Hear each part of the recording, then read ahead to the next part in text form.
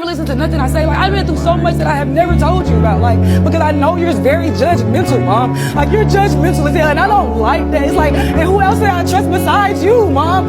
I love you, Mom. Well, you know I love you, Mom. I have to complete this. If it kills me, I don't care. I have to complete this for Tinia. I need to find justice for her. So I don't care about me right now. I don't care how sick I get, if I lose my voice, if I lose my life, if I lose my heart. I cannot sleep. I cannot rest until I get justice for Tneya. Tonight at 6, new details in the timeline in the murder of a 17-year-old Hemet girl. A 51-year-old man is now in custody in connection with the death of T'Neya Tovar. Here is what the evidence tells us happened on December 1st, 2025. T'Neya Tovar made the 70-mile trip from Hemet to Salton City. She went to Harlequin Court. She walked past that pink wall, through those metal gates into a house that an entire neighborhood had spent 10 years being afraid of. She walked in because she trusted the man on the other side of those gates, because he had spent weeks, possibly months, making absolutely sure that she would. She was 17 years old. At some point after she arrived, a neighbor heard a scream. One scream coming from the direction of that property. It did not repeat. Screams that come from inside sealed, reinforced, camera-covered houses rarely get the chance to. Shortly after that scream, the same neighbor looked out and saw a girl in the backyard of the Harlequin Court home. And then they saw Abraham Feinblum walk out of the house carrying a duffel bag and load it into one of his vehicles. One scream. A girl in the yard. A man with a bag walking to his car. Law enforcement has not officially confirmed the sequence of events inside that house. These are neighbor accounts reported publicly to the press. But what the forensic evidence does confirm, what a judge stated openly during Feinblum's arraignment, is this: T'Neya Tovar died from a gunshot wound. She was shot. And when investigators later examined the human leg recovered from that field near Portsmouth Avenue in New Haven Court, they found bullet fragments embedded in the remains. She was shot inside or near that house. Her body was moved, and what was left of her was carried out and left in the desert less than a mile away in an open field, and in the dirt as though she were something disposable. A 17-year-old girl who had called her mother every single day, whose location dot had been a small, steady comfort to the people who loved her. Gone.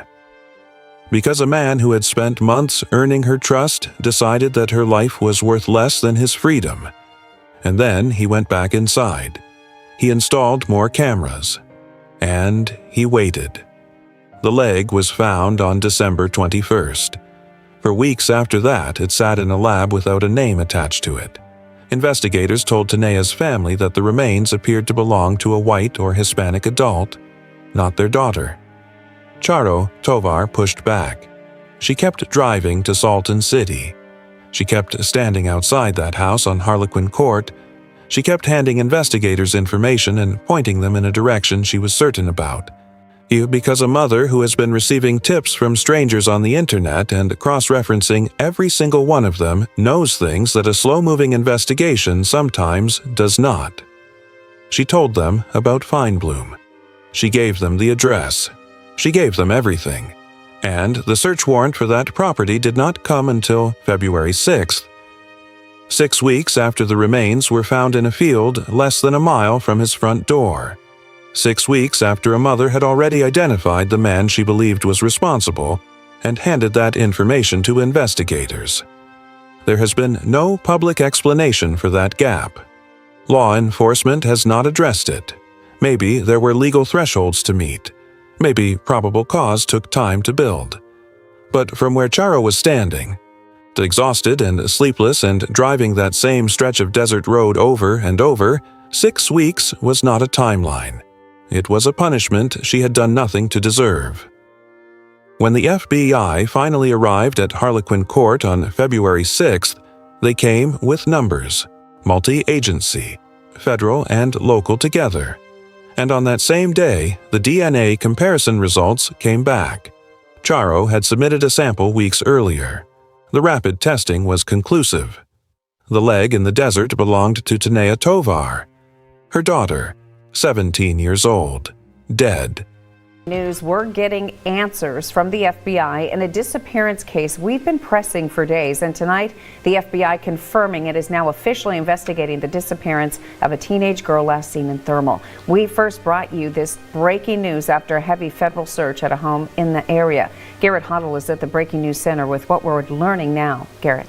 Thanks, Karen. Tonight, neighbors are sharing what they say their family reported to police as the FBI is now confirming it is investigating T'Neya's disappearance, releasing these new images that we have right here. We were the first on scene Friday when FBI agents searched a home on Harlequin Court in Thermal. Since then, we've been back to the location several times, including again just yesterday, trying to make contact at the home, but nobody answered the door. We've also been talking with neighbors on the street. They tell us investigators went door to door asking questions. Tonight, one pair of neighbors say their father told police he saw Tneya back in December walking the street. I saw the girl in the street walking around before they told us he was missing. The FBI confirming to News Channel 3 it's officially investigating T'Neya Tovar's disappearance. Her mother, Chara Tovar, has also been in contact with police and sent us a statement that reads in part, "What I do want people to understand is this. Tneya is a child. She is loved, she is missed, and she matters. Online speculation and rumors are harmful and do not help bring someone home. The most important way the community can help right now is by sharing accurate information and directing any tips to law enforcement or the National Center for Missing and Exploited Children." Tonight, the FBI is asking anybody with any information on T'Neya's whereabouts to please contact them. Their number we have on our website. Anybody with information is encouraged to contact 1-800-CALL-FBI. We'll continue to follow this story. For now, in the newsroom, Garrett Hoddle, News Channel 3. Now, pause on what happened next, because this part matters and it cannot be glossed over. Chara Tovar did not receive a phone call from the FBI. She did not receive a call from the district attorney's office. No investigator sat across from her in a room and told her, with any measure of human decency, and that her daughter's identity had been confirmed. She found out through a news broadcast. A television report delivered the information that every parent dreads more than anything in the world. Not a knock on the door, not a voice on the other end of the line. The evening news. And when Feinblum was arrested, the same. She found out from the media again. The agencies working her daughter's case, the ones she had driven to meet, the ones she had fed information to, the ones she had pushed and pleaded with for months. They could not pick up a phone for either of the two most devastating moments of this entire ordeal. That is not a bureaucratic oversight.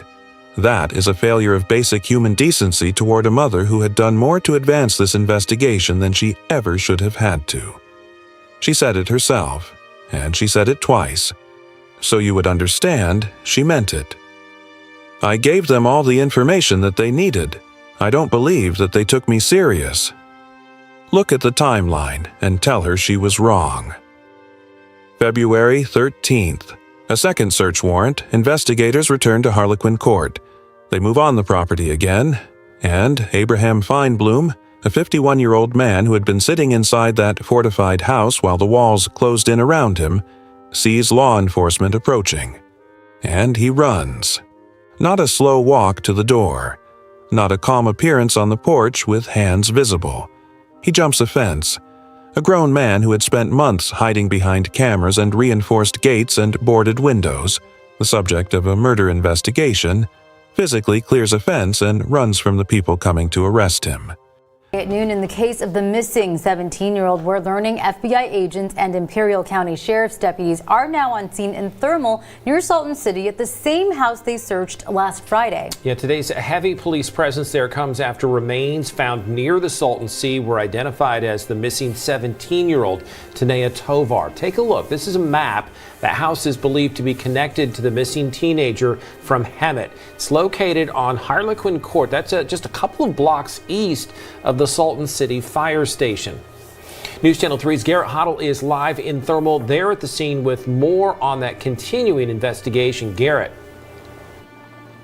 Thanks, Jeff. Thank God, thank God, thank God, thank God. Those were some of the words I heard from T'Neya Tovar's mother this morning at about 7 o'clock. She called me and she said FBI agents were here on scene making an arrest in connection with the death and disappearance of her daughter, T'Neya Tovar, who's been missing since December.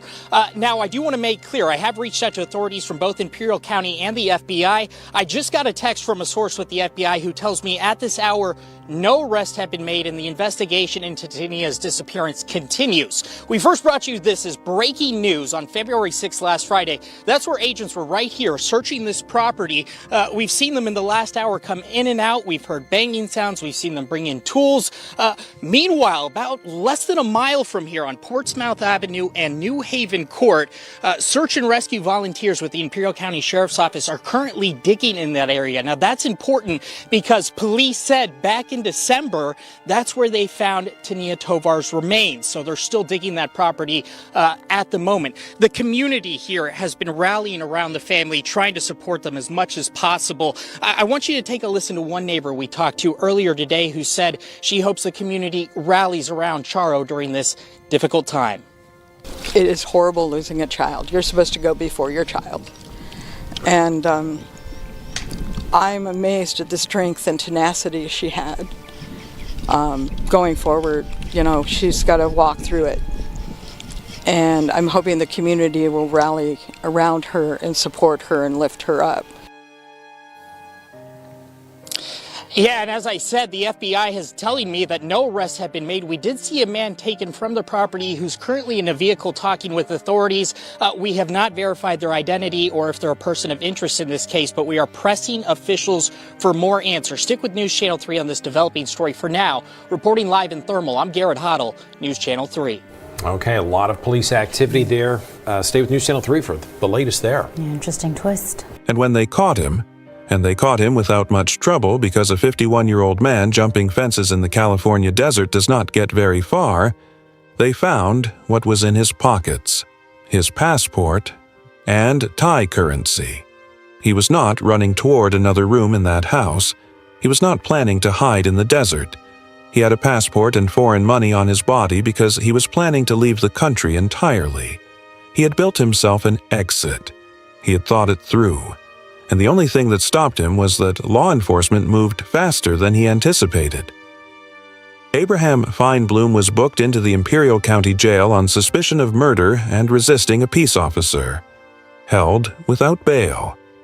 And for the first time since December 1st, there was at least one answer in a case that had been full of nothing but silence and closed doors. He walked into the El Centro courtroom in a red jailhouse uniform and shackles for his arraignment. When the judge read the charge of murder and asked how he pleaded, Abraham Feinblum looked at that courtroom and said, "Not guilty. Not guilty." For a 17-year-old girl found shot, her remains left in the desert less than a mile from his front door. For a girl who had traveled 70 miles to reach him because he had spent months making her feel safe enough to do it. For a girl whose mother had to find out she was dead through the television because the system could not be bothered to make a phone call. Not guilty. He was ordered held without bail. A preliminary hearing was set and then delayed. His attorney, Melanie Rowe, the same lawyer who had helped him walk free on felony kidnapping charges years earlier, filed to substitute in as attorney of the record, extending the timeline further. The courts are still processing. The case is still moving, and every delay is another day that Charo Tovar wakes up without her daughter and without the full truth of what happened inside that house. Because here is what has not been resolved. Here is what nobody has answered yet. Only partial remains have been recovered. The leg found in the desert, and whatever else was collected during the searches of Feinblum's property. That is all. The rest of T'Neya Tovar has not been found. Her mother is still carrying a question that no parent should ever have to carry, and no verdict will take it from her. Where is the rest of my daughter? He and the 2015 forensic unit parked outside that house, still unexplained. A decade of neighbors calling him by that name, watching that property with dread, and nobody has ever said publicly what law enforcement was doing at that address all those years ago. That silence is its own kind of answer, even if it is not the one anyone wants to hear. The FBI is offering a $10,000 reward for information leading to a resolution in this case. If you know anything at all, contact the Imperial County Sheriff's Office. This case is about more than one man and one girl. It is about the conditions that allow a man like Abraham Feinblum to exist for years inside a community without consequence. It is about what happens when warning signs get ignored, a forensic truck no one explains, a kidnapping charge that gets dismissed, a neighborhood full of people who have been quietly afraid for a decade and whose fear was never investigated seriously enough to matter. It is about what grooming looks like when it targets a teenager who is already navigating a hard life. Attention that feels like care. Consistency that feels like safety. A connection that feels real because it was designed to feel that way. Tneya was not naive. She was not reckless. She was a 17-year-old girl who was given every reason to believe she could trust this man. And she had no way of knowing that the reason those reasons felt so convincing was because he had done this before. Because this was practiced. Because she was not the first person to feel that false sense of safety around him. We do not know yet the full scope of who Abraham Feinblum was before December 1st. What we know is enough to make your blood run cold.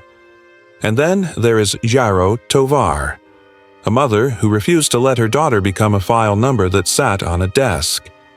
She drove to Salton City when no one asked her to.